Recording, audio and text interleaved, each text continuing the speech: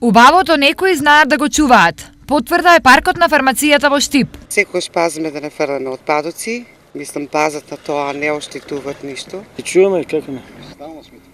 Стално сме тука, од сабале до вечер. Ово не е дворно место, ова е разгледница, види лепот.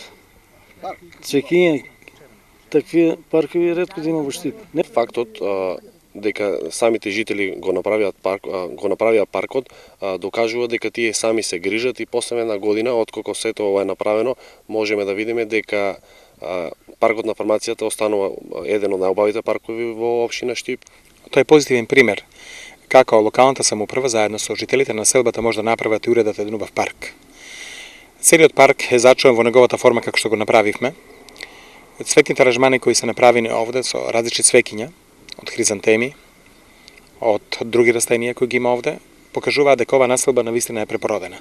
Она што е направено во Дузлак може да го имаат сите останати населби во општината. Ги повикуваме сите граѓани на град Штип, кои што имаат идеи, кои што имаат желба, кои што сакаат да ги средат своите дворови, слободно да се јават во нашето јавно предпријатие.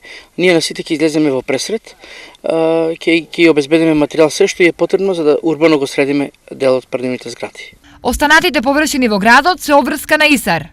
Ке работиме со наши видови дрвја кои што ги имаме во нашиот расадник, а набавени се и нови содржини, нови дрвни видови, декоративни.